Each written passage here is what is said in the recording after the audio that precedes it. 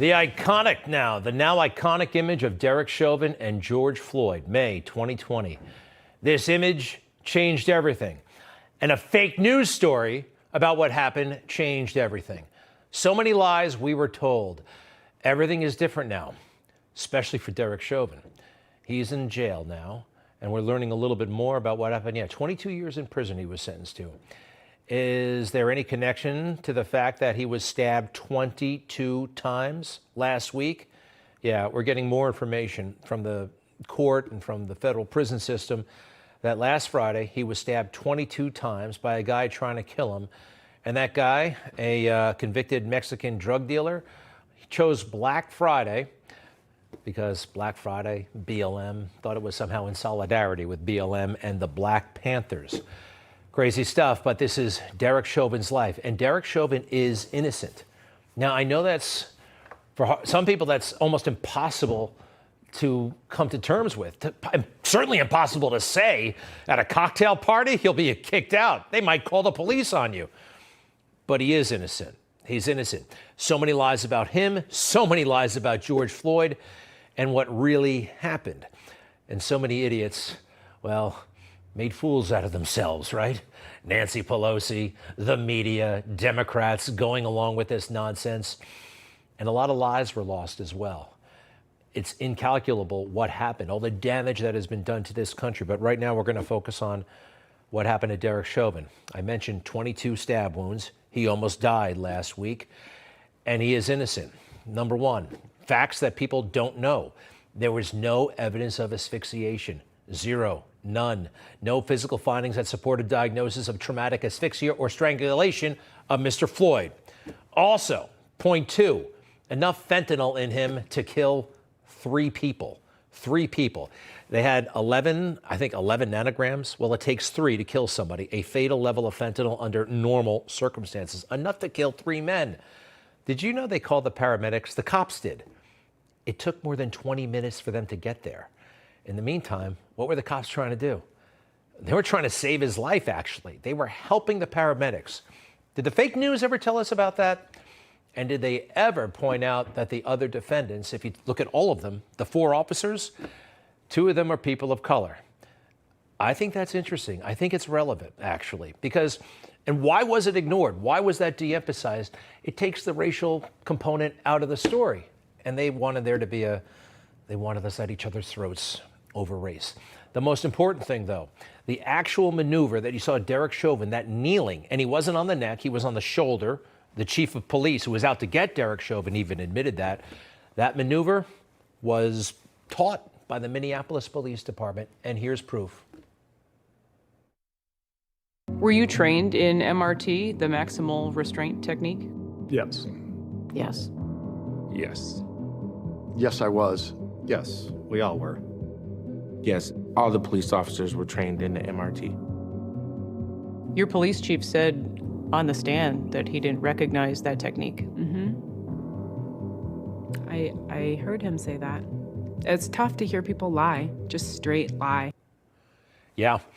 The whole damn country lied or just ignored the truth. Didn't want to get involved. Remember that? Let's just let them tell the story to us and we'll go along with it. No, not anymore. I did for a little while. Folks, I said it again before. I'll say it now. You got to see this movie. It's called The Fall of Minneapolis, and you can see it for free. thefallofminneapolis.com. Go there tonight. Millions of people have already seen the movie, and you'll learn about the innocent lives that have been broken by all the lies. Like Derek Chauvin's mother. Derek Chauvin's mother is more of a truth teller than ABC News, CBS News, Joe Biden, all of them put together. When I heard that part of the testimony, I really wanted to get up off my chair and yell, bullshit. Several of those witnesses testified that MRT, or the maximal restraint technique, was not a part of Minneapolis police policy. Oh, it wasn't part of the training. The pages that didn't want to be presented in court because they weren't in the manual. I've seen the manual. I've read through the manuals. I've seen them. They're not in the manuals? Well, they sure as hell are in Derek's training manuals. So how can they say that they don't exist? That's Derek's manual. These are Derek's training manuals. And MRT is in there? Yes, it's in there. So how can you say that's not part of the training? So the chief of police at that time told a frickin' lie. That poor woman.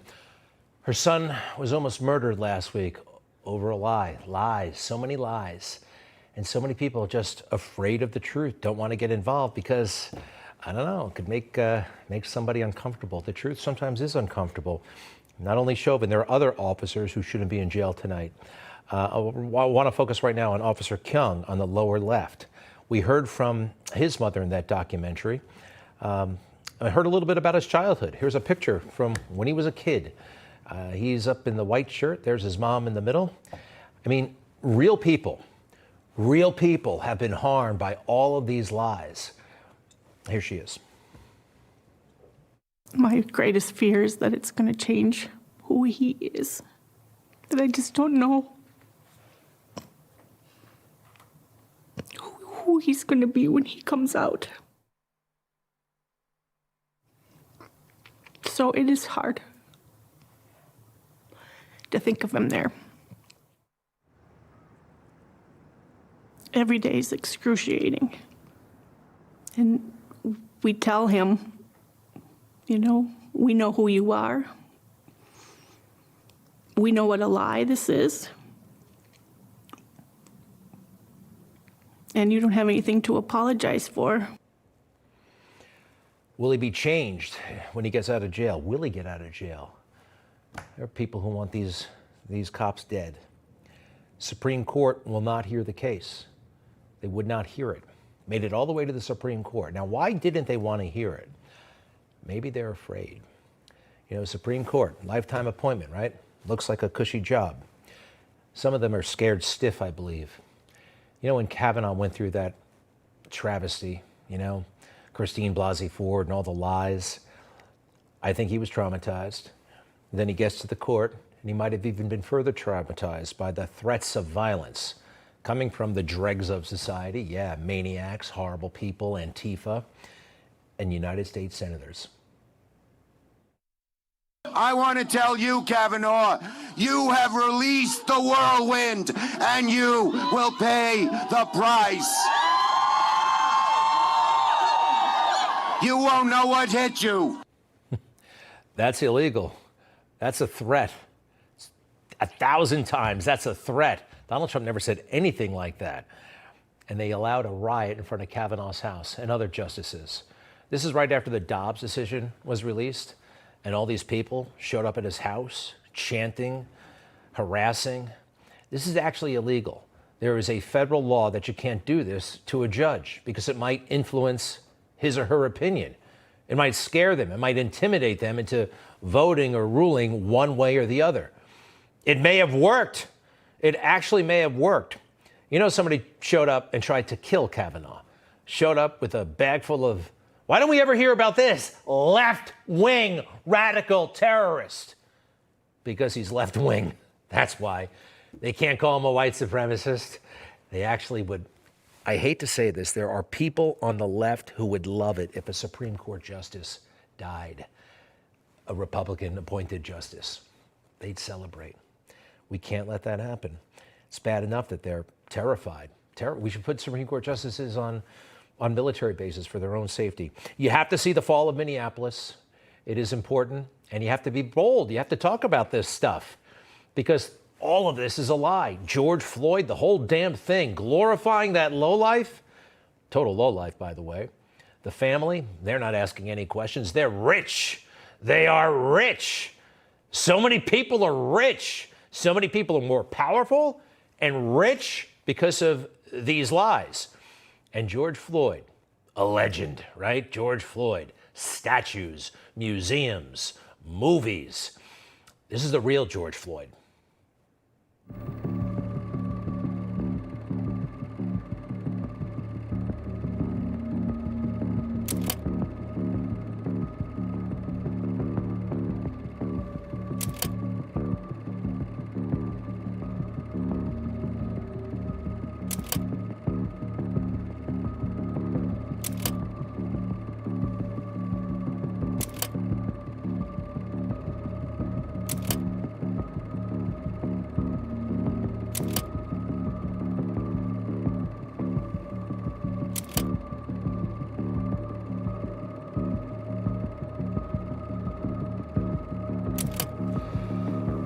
And it goes on and on and on. A lengthy, basically a career criminal. And every time he was arrested, he would pull the whole, my mama just died, don't shoot, oh, I got shot last week, you can't shoot me. He'd start panicking. It was his technique, it's what he did. I think we should know about his criminal record. If we're gonna have statues for this guy, if we're gonna have operas named after him, and malls and the rest, I think we should know everything about him, his criminal record, his brief history as a porn star. Yeah, he was in adult movies. I mean, neither here nor there, but again, if this is going to be an icon, I don't know, why didn't they tell us about it? Why do we just see this version? Why don't we see all of it? I think we should see all of it, don't you? Not just the funeral, not just the speeches. Remember that nonsense? A state funeral in the middle of COVID. And Joe Biden eulogizes this creep.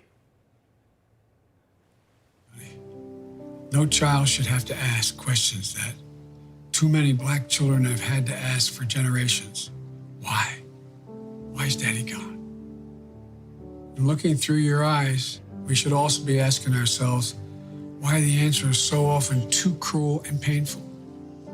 Why in this nation do too many black Americans wake up knowing that they could lose their life in the course of just living their life?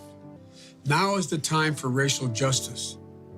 That's the answer we must give to our children when they ask why. Because when it's nauseating. This is the ultimate in pandering. The ultimate. Joe Biden been doing it his whole life, but man, he really turned it on over the past couple of years. And oh, by the way, how many racist things has this guy said, right? So, you want to see something really cool, really creative and unique, but captures the essence of where we are right now, where the media is especially. There's a guy, he's a fitness trainer. Go to Instagram. His name is Fit Responder. He's a fitness trainer. Fit Responder, like first responder, Fit Responder. And he weighs in not just on fitness, but on social issues and commentary. He acts out here how the news in fake news newsrooms is created. Take a look.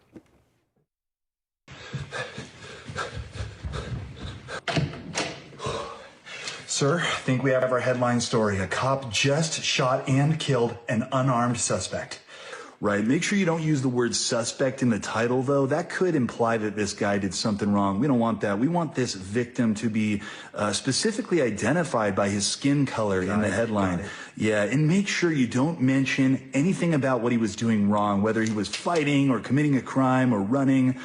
Don't mention his criminal history. And in fact, if you can find an old photo of him, like in his Sunday's best, some cute little outfit, use that for the article. Got it. Yeah, and make sure you get a quote from one of his family members talking about how he's such a sweet guy, never did anything wrong. Maybe vaguely say that, he was going through some rough times, but was just such a wonderful person.